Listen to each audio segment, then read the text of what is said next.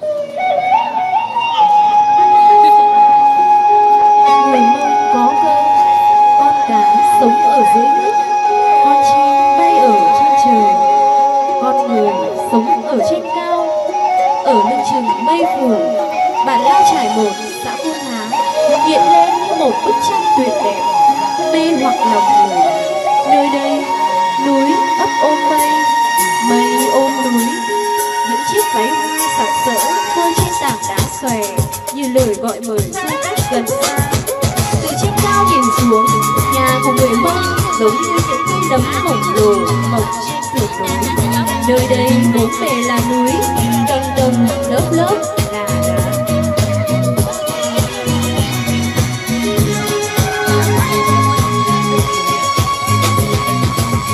Trong suốt tiền mà yêu là yêu mong, giờ muốn chỉ sống bên mong chỉ mua tay chân.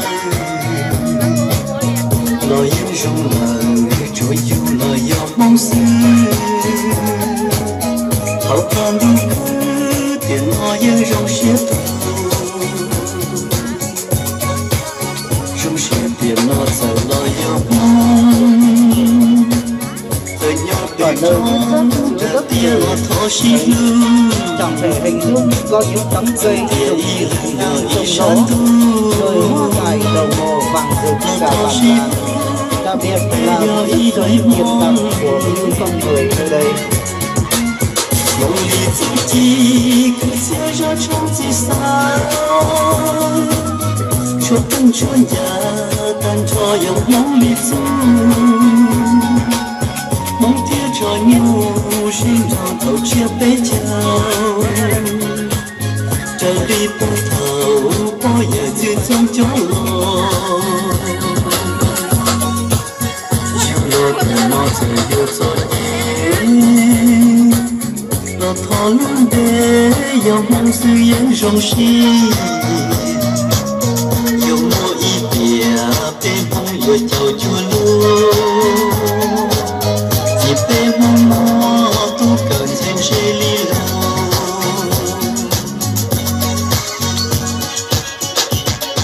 Trên đất dốc có thể hạt ngô gieo xuống cũng phải nằm yên, nhưng có người Mông thì cả nước ngô vẫn vươn lên mọc thẳng, thẳng như tính cách của người Mông vậy. Như con gấu ở đầu ngọn suối, nhà người Mông ở chỗ sương mù. Người Mông ta các khúc múa cất thành tiếng sáo, chung làm môi thành một tiếng đàn, đưa ánh mắt sang vòng tay thành phố trước những ngọn tre thổi rộn rã tiếng hèn. Mong lý tự chi cứ sẽ ra trong gì sao, cho từng chuồn nhà tan cho dòng mong lý tự. Mong tiếc cho nhau xin tròn thầu chia bế chào. Trời đi bao thầu bao giờ duyên trong chỗ lo. Yêu lo thì nó sẽ yêu cho nhé. Lo thọ luôn để dòng mong sự yên rong xì. Yêu mô ý bìa bên mong yêu chào chua luôn. Vì bên mong mò tu cần thêm sẽ lý lâu.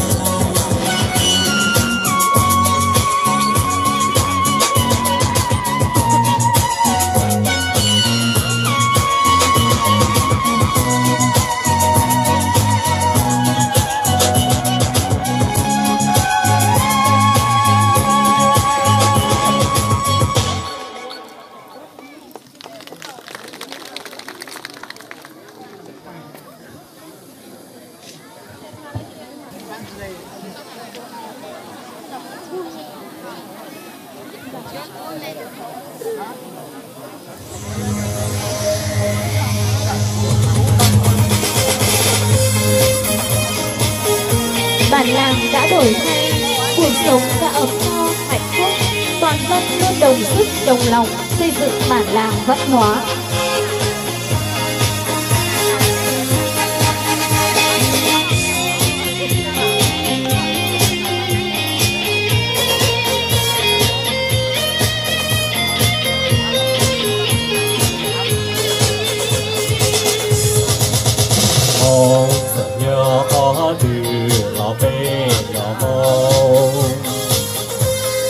luôn bề mong nhớ tê chờ lo bề gió mong chỉ bùa sư tư chỉ lưu chỉ hơn em mò bề mong bỏ luôn bề mong mua xua cho luôn ôi giận nhớ khó từ lo bề chỉ lưu lo bê chỉ bùa chỉ phát sáng ra lo bê và mẹ bây giờ ý hai yêu chủ chỉ lưu bên kia hậu xe có bê hai ngày mùa con tàu bê mong bây giờ mong giờ hai tia bê ý lệ nhớ lưu dễ dò nhớ bê chờ đương từ nó từ chữ lưu đê chờ đời trong xe cần đau nhớ tia giờ thiên chế lì lùa mong chỉ mua ý lưu giờ mong tới chờ có tụi mình đâu đợi nhớ thế trời kia giờ đây cái trời đời mong nhớ thong đủ chỉ so xin du yêu chủ chỉ lu vì hao cả nu mong từ giờ này kia